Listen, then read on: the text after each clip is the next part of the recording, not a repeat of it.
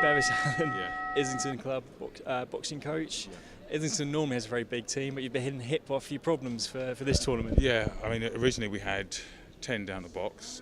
We're down to the bare bones. We're down to 4 boxers. Still good boxers. We've lost some of our key elite boxers. Aaron Morgan's gone down with a bug. So is Jermaine Kelly.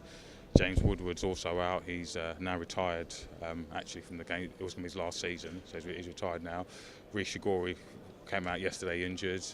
And we lost our big heavyweight as well, so it's been a bit of a nightmare, to be honest with you. Sad to hear that James Woodward's retired, because he's a quality boxer. Won it last year. Had a cracking bout in the ABAs this year. Can you say a bit about his highlights? Yeah, I mean, James obviously came to us from Leeds University, where he was British and English University champion, and he's done really well for us. I mean, this season he's ended up as number 8 in the country. He fought Martin Stead this season, he fought Sam Bowen, he's fought some top names and he's done really well against them. Unfortunately, he's just qualified as a social worker, and that's with his associated problems. He couldn't train as much, the weight was creeping up, and he just figured that actually this is a good high point in his career, and a good point to kind of sign off with. So we'll miss him, but it's a real shame. He was a really good lad.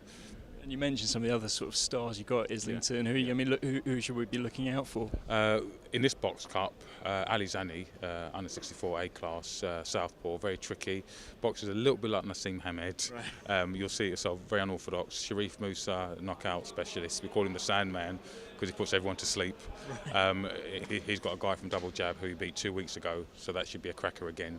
Got female ABA champion Shirelle Brown in a straight final. So again.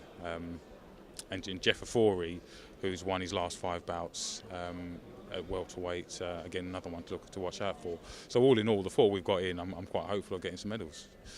And Islington, it's such a busy club. You're always out at shows. How do you manage? How do you manage to do it? It really is a team effort. All the coaches, I mean, the time they give up, family people. This season alone, we've had 259 bouts as a club, which is a phenomenal amount of bouts. We've been to South Africa, Cyprus, Sweden, Denmark. It's crazy. I think almost every weekend we've got at least 2 boxers out at a show somewhere up and down the country. But it's credit to all the boxers' commitment and all the coaches at the club that we can pull this together, and week after week. In fact, we all need a rest after the Haringey, I think. I mean, how important is the Haringey Box Cup, in the season? It's a really prestigious tournament. I mean, I can't imagine a time when we won't enter boxers in it. It's unfortunate the number we've entered this season. 7 years ago, we had 1 boxer, Carlos Mourinho, in the very first year. Since then, we've come in with at least 5 boxers every season. We look forward to it. It's there's quality of boxers. It's great watching the boxing from other clubs as well, and the atmosphere is second to none. And the club itself, I mean, how many boxers do you have coming in through the door to training? How are things going in terms of participation numbers? Well, this season we've ended up with 70 carded boxers, junior and senior, and we've got another 10-15 to card next season. Obviously, towards the end of the season, it's kind of tailed off because people kind of wind down. Comes to May and they kind of disappear. But business-wise, it's been phenomenal. Start of the season, we're getting 40-50 boxers in one training session. It was phenomenal. We've also got an academy for the beginners, and we're packing that out with 30 boxers every week, a junior academy with 25 boxers. So we've got some really good youngsters coming through.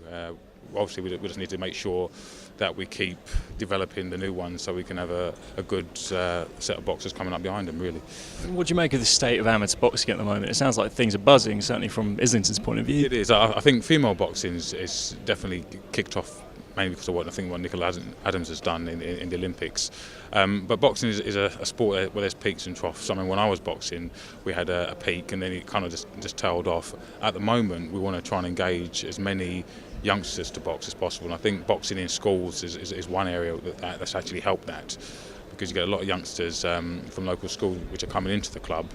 Their brothers and sisters box for the club. They also want to box, so it really does help. And how did you make the transition yourself from boxer to becoming a coach? In actual fact, I kind of fell into it by chance. I used to box for Islington, then I boxed for St Pancras and St Monica's, and actually came down to the gym just to say hi, and they said, why don't you come and give us a helping hand? So I've been there for 9 years now. Absolutely love it. Love working with young boxers. Love taking a raw beginner who's never boxed, doesn't know how to jab, developing them and helping them to achieve whatever their goals are. It's second to none, and just seeing them become real, fantastic young men and women. Well, Bevis, thank you very much for your time and best of luck today.